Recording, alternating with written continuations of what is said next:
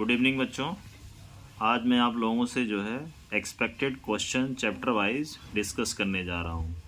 सबसे पहले मैं इनऑर्गेनिक केमिस्ट्री स्टार्ट करने जा रहा हूँ और इनऑर्गेनिक केमिस्ट्री में जो पहला हमारा चैप्टर है, जो टॉपिक है वो है DNA block elements.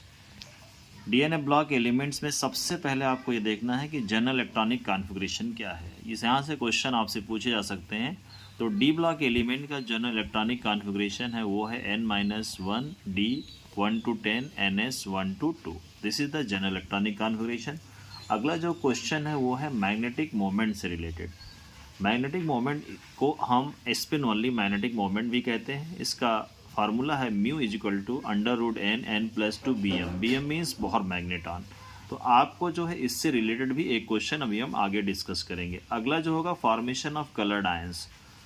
Coordination D block elements जो है कलर्ड आयंस क्यों बनाते हैं वो भी हम डिस्कस करेंगे। अगला जो है structure of परमैग्नेट ion, manganate ion and dichromate ion, इसके स्ट्रक्चर से रिलेटेड बात करेंगे। और एक क्वेश्चन और डिस्कस करेंगे प्रिपरेशन ऑफ KMnO4 से रिलेटेड। ये जो हम डिस्कस करने जा रहे हैं ये बहुत बेसिक क्वेश्चन है, इसको आप जरूर ध्यान में रखिएगा एग्जामिनेशन से पहले। रिवीजन के टाइम ये आपके लिए बहुत ही हेल्पफुल है।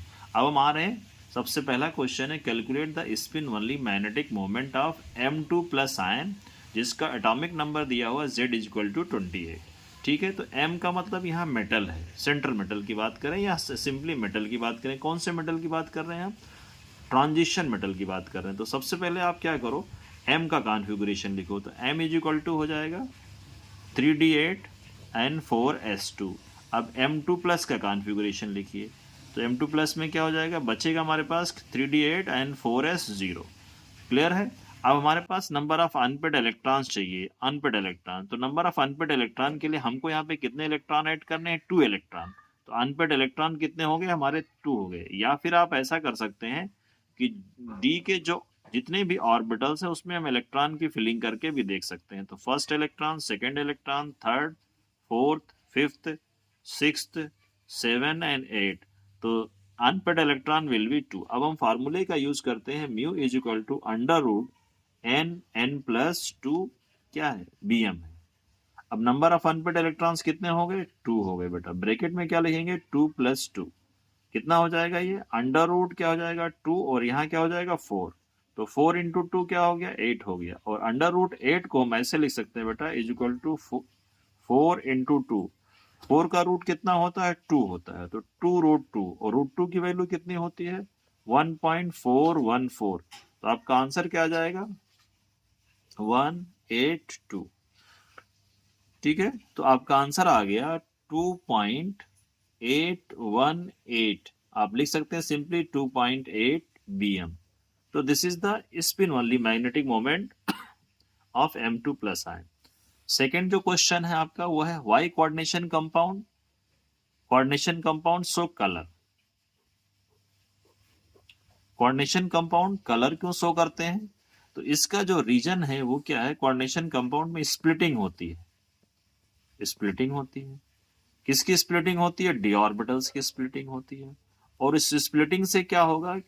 डी ट्रांजिशन होगा। लेकिन उससे पहले डी ट्रांजिशन होने के लिए हमारे पास अनपेड इलेक्ट्रॉन होना जरूरी है। तो स्प्लिटिंग होगी, presence of unpaired electron, splitting of D orbital and D transition की वजह से ही कोऑर्डिनेशन कंपाउंड जो होते हैं वो कलर शो करते हैं। और उसमें जो कलर शो करने का मेन रीजन है वो आपका ट्रांजिशन डी ब्लॉक के जो मेटल्स हैं उन उसमें जो है अनपेड इलेक्ट्रॉन्स होते हैं। और अनपेड इलेक्ट्रॉन्स होने की वजह से क्या होगा, उसमें स्प्लिटिंग होती है, और स्प्लिटिंग होने की वजह से फिर उसमें डी ट्रांजिशन होगा, और डी ट्रांजिशन होने से वो कलर शो करेंगे। नेक्स्ट क्वेश्चन है ZnCl2 is a colourless but CuCl2 show colour, give reason. तो आपको ये देखना है ZnCl2 में आपको क्या Zn के बारे में देखना। सबसे पहले इस पे Zn पे इस केस में चार्ज कितना होगा? +2 होगा।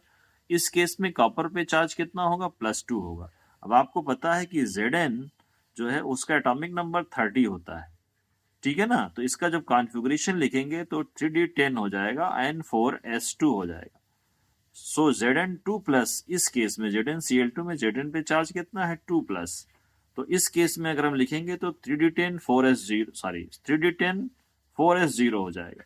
अब D10 होने की वजह से इसमें जो क्या हो जाएगा, अनपेड इलेक्ट्रॉन्स क्या हो जाएंगे, जीरो हो जाएंगे।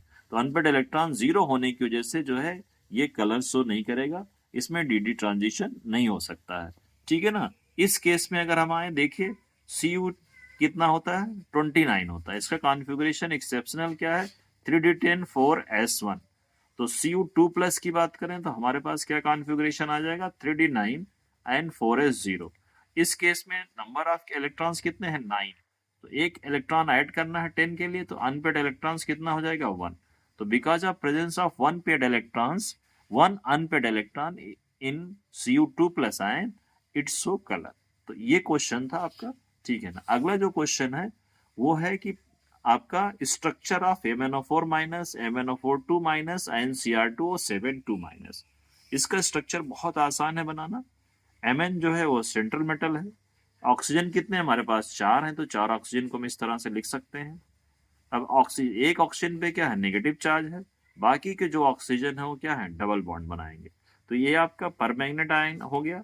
नेक्स्ट क्या है, मैग्नेट आयन। तो मैग्नेट आयन के केस में क्या है, Mn है, कितने चार्ज हैं, 2 चार्ज हैं, मतलब 2 ऑक्सीजन पे चार्ज हमको बनाने पड़ेंगे, और टोटल ऑक्सीजन कितने हैं, 4 हैं। तो इस तरह से हम बना सकते हैं।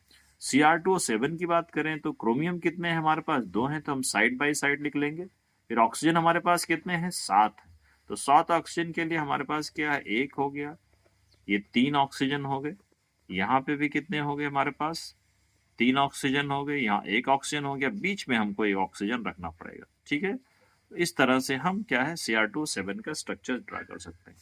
अगला जो क्वेश्चन है वो प्रिपरेशन ऑफ KMnO4। इस बार बहुत इंपॉर्टेंट है ये, प्रिपरेशन ऑफ KMnO4 फ्रॉम पायरोलिसाइट ओर। तो पायरोलिसाइट ओर का फार्मूला क्या होता है, MnO2 KOH और प्लस O2, इसको मिलाएंगे तो वी विल गेट K2MnO4, और K2MnO4 में अगेन हम अगर H प्लस मतलब एसिड ऐड करेंगे तो वी विल गेट KMnO4। तो बहुत आसान है, अगर आपसे KMnO4 का प्रिपरेशन पूछा जाए तो आप सिंपली जो है पायरोलिसाइट, इसको MnO2 को हम पायरोलिसाइट ओर कहते हैं, पायरोलुसाइट ओर। तो इससे अगर आपसे पूछा जाए सिंपली तो MnO2 को KOH in presence of oxygen we will get K2MnO4, and K2MnO4 react with acid that is H plus ion and form क्या है, KMnO4। ओके। अगला जो है बेटा कि 3D सीरीज के जो एलिमेंट्स हैं ऑक्सीडेशन नंबर से रिलेटेड ध्यान रखना। हमारे पास कितने 3D सीरीज में एलिमेंट है, 10 एलिमेंट्स है, मतलब 10 मेटल है।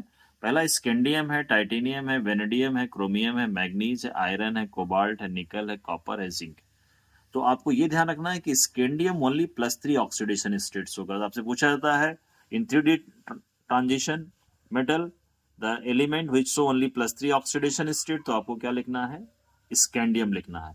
दूसरा, हाईएस्ट ऑक्सीडेशन स्टेट कौन शो करेगा बेटा, तो Mn ध्यान रखना, कई बार क्वेश्चन आपसे पूछा गया है बोर्ड में, ठीक है ना, ये याद रखिएगा। अगला जो क्वेश्चन है कि कौन सा ऐसा 3D मेटल है, ट्रांजिशन मेटल है, जो +1 एंड +2 ऑक्सीडेशन शो करता है, तो वो आपका कॉपर है बेटा, ठीक है ना। अगर आपसे ये पूछा जाए कि +2 एंड +3 कौन करते हैं, तो वो आपके क्या है बेटा, आयरन है। ये थोड़ा सा ध्यान रखिएगा। कॉपर क्या है, +1 +2, ये कंपार्टमेंट एग्जाम में आ चुका है क्वेश्चन कि इसमें से 3D में कौन सा ऐसा मेटल है जो +1 एंड +2 शो करता है, तो वो आपका कॉपर है।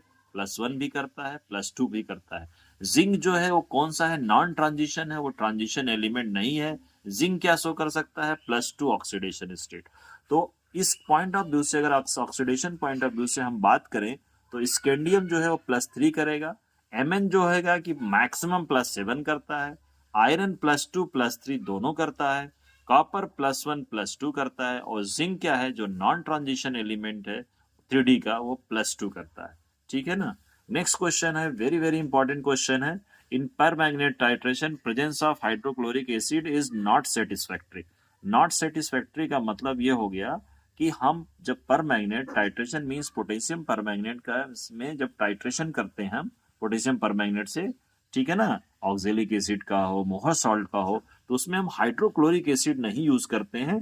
क्यों नहीं यूज करते, नॉट सेटिस्फैक्ट्री का मतलब हम नहीं यूज करते हैं उसको। तो ये पूछा गया व्हाई, ऐसा क्यों होता है, नॉट सेटिस्फैक्ट्री क्यों है, तो बिकॉज ऑफ क्या होता है कि जो हाइड्रोक्लोरिक एसिड में जो HCl है वो ऑक्सीडाइज हो जाता है किसमें बेटा, Cl2 में। तो इसीलिए हम हाइड्रोक्लोरिक एसिड यूज नहीं करते हैं, बल्कि सल्फ्यूरिक एसिड यूज करते हैं, बिकॉज सल्फ्यूरिक एसिड में इसका कोई ऑक्सीडेशन वगैरह नहीं होता, ये सिर्फ हेल्प करता है ऑक्सीडेशन में। तो HCl हम यूज नहीं करते हैं बिकॉज HCl ऑक्सीडाइज हो जाता है किसमें, Cl2 में। तो आपको सिंपली याद रखना है, in permanganate titration presence of hydrochloric acid is not satisfactory because hydrochloric acid is oxidized into Cl2। तो ये जो भी क्वेश्चन हमने अभी डिस्कस किए हैं वेरी वेरी इंपॉर्टेंट है, एक बार इसको रिव्यू जरूर कर लीजिएगा। इसको बाद भी और भी अगर कुछ प्रिपरेशन करना है तो आप कर सकते हैं, लेकिन ये वेरी वेरी इंपॉर्टेंट है, इसको ध्यान में रखिएगा। Thank you very much.